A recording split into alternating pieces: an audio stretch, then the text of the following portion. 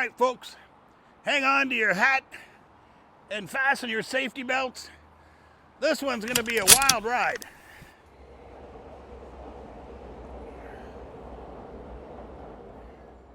Yo, what's good, 86 Lawai fam? Today we're 86ing the lives of the China Show with Winston Frederick Sturzel and his sidekick into the next dimension. I'm your host, just an expat in China dodging dirty looks thanks to these guys' spicy takes. No, I'm not Lawai 86. My 86 is like the cool kids, yeet. Now, living in China, I'm out here trying to enjoy my dumplings in peace, but the China Show keeps painting me as some CCP spy working for the government, or a shill, right? Just for existing. So, let's debunk their latest episode with the energy of a wet market auntie haggling over some chicken feet. Ready to go? Let's go. Oh, those are spicy. Part 1, we got your fake scarcity update. First up, their classic, only a few slots left, patron pitch. Episodes. There's only a few slots left of the half price tier right now. Yeah. So get yourself locked into that. We'd love to. I checked their patron. They're down to 133 slots now from 111 slots a couple of weeks ago. Either they're selling negative slots or this scarcity is as real as my chance of winning a Nobel Prize for math. Spoiler, I failed algebra twice. Part 2, the clickbait catastrophe. China's insane building boom. Look at this title, Insane Building Boom Backfiring. Build too fast, this is what happens. Episode 2. And their thumbnail, a dusty clip of a building demolition they've recycled more times than my grandma's plastic bags. Anyway, we're here. Everything's cool. Let's get on with the show. And we're going to start out with what's coming up. Let's take a look. Coming up In today's China Show. and of course, much, much more. Okay. This thumbnail screams China bad. But it's like they Googled building go boom and called it a day, right? Shortcuts and facades, Winston Frederick Sturzel. Shortcuts and facades. Spoiler alert, they're not fact-checking, they're actually vibe-checking. They tease building demolitions, right? Like the title says. Ooh, sounds juicy. Right? Let's dive into the main event. Part 3, the demolition debacle. Anyway, time for us to move The on main to one. Main event. soft power. This is our main topic, and we got to talk about these buildings. Yeah, hide. So, This is can you wild. explain what's Yes. happening here? So I know you guys have probably seen plenty of our episodes where we're talking about buildings falling down in Yeah. China because the bad building quality. Tofu Dre construction. Tofu dry construction. This time we are talking about intentional destruction. I'm not talking about intentional destruction of old buildings. Yeah. I'm talking about intentional widespread destruction of brand new buildings. Yeah. right? This is Whoa! Sea-Milk's out here sounding like he's narrating a Marvel trailer. Intentional, widespread destruction. Chill, dude. It's a demolition, not Thanos snapping half of Guangzhou away. right?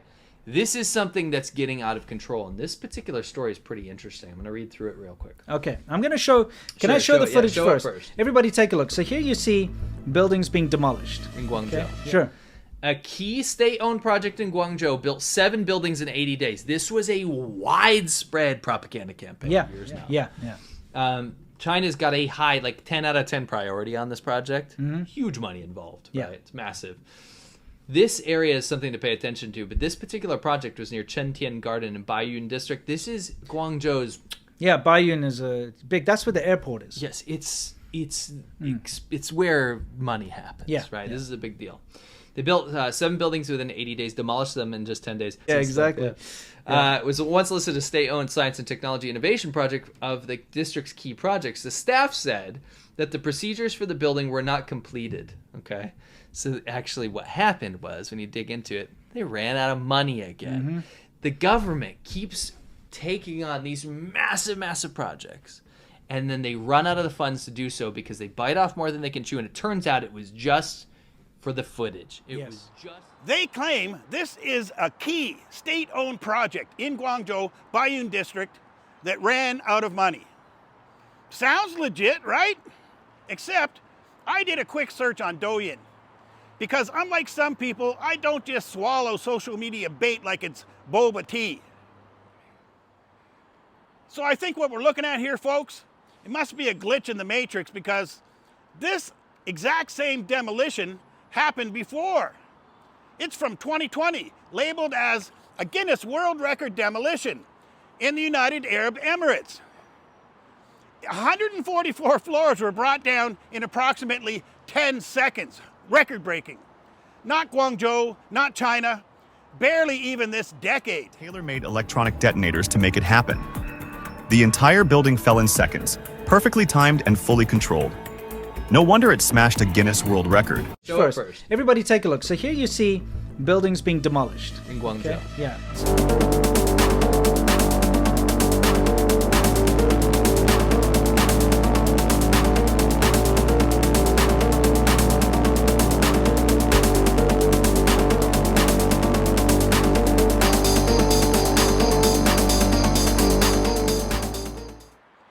Frederick Sturzel, Sea Milk.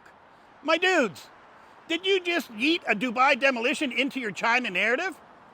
That's not tofu dreg construction, that's tofu dreg research. Talk about your shortcuts and facades, Winston Frederick Sturzel. Shortcuts and facades. Part 4, the Kun Ming kerfuffle. Yeah, Right. take a look. This is another example. These are brand new buildings Yeah. that just weren't able to they weren't able to finish them. Yeah, basically. they couldn't complete them, so they just sat like in an incomplete state for a while until they were like, okay, well, we'll just, the land they're on is too valuable, we can sell it to another developer, so let's knock them down. The problem is January, February, March. Guys, this is the 2021 Kun Ming demolition. Not wherever you said it was, and definitely not brand new buildings like you said.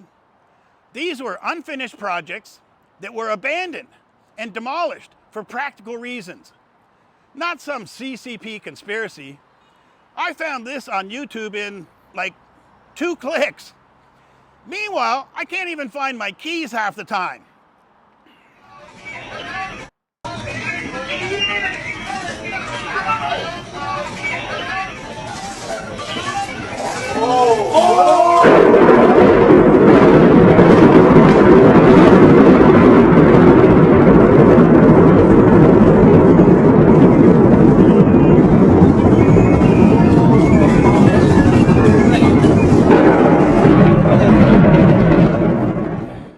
Part 5, the vegetable vomit vibe. Especially in the day of, let's do the China travel vlog thing, right? Everyone's like being invited on these all expenses paid tours to do propaganda, you know, the visa-free thing. People are like, yeah, China, let's go to China. Here's the thing. If you're going to China to buy street food, and especially even if you're going to visit someone's house and they're like, I just went downstairs and bought fresh vegetables I'm going to cook for you.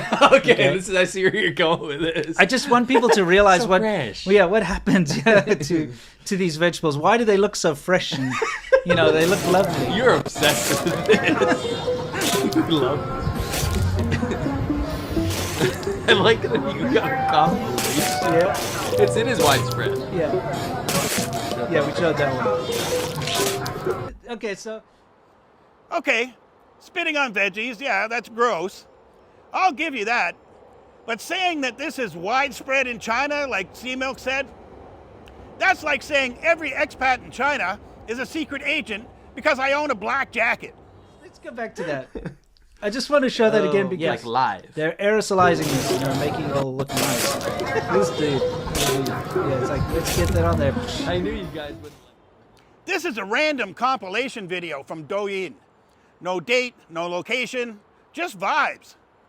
For all we know, some may not even be in China, and this could be ancient footage, all slapped together. As a matter of fact, it probably is.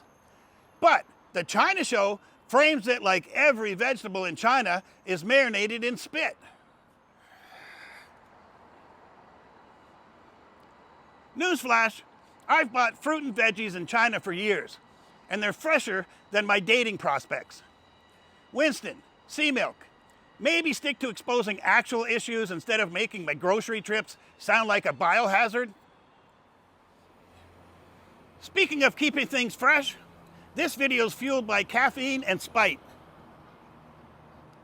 If you're loving the debunk energy, consider supporting the channel on Buy Me a Coffee or Douyin. Click the QR codes on the screen or click the link in the description for Buy Me a Coffee. Help me keep yeeting lies without yeeting my bank account into the void. By the way, shout outs for the previous video were left out. So I'm not going to make any excuse, but I'm going to do a bit of a housekeeping right now to catch up. Huge thanks go out to James 44, Charlie Lin, Project 326, Shen Ro Chen, Wayne Ting, Anthony, Wayne Mack, Terrence, Beryl, Ada, Di Zhou, Da Da Li, Fen Jia, and last but not least, anonymous supporters. You guys are all legends. Back to the show. Part 6, the fruit theft flop. They also showed this clip of middle-class people stealing fruit. I thought they hated the government. Anyway, Absolutely It's the not. middle class, and that's the Yes. weird thing. Take a look, right? These people are not poor. Right. Okay, here we got this. We've shown this clip like a while ago. Running. Where are they, by the way? They're in the countryside stealing fruit from people that make a couple $100 a month. Yeah. look at the first frame. No peach tree in sight, right? But meanwhile, she's carrying, what, 4 or 5 peaches. Look at the allegedly stolen fruit in the car.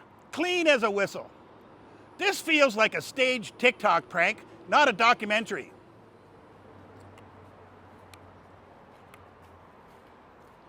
If I stole fruit this clean, I would at least post it on Douyin for clout. These guys got duped by a viral video and called it China's moral decay, right? Meanwhile, I once fell for a free iPhone scam email, so maybe I'm not the one to talk.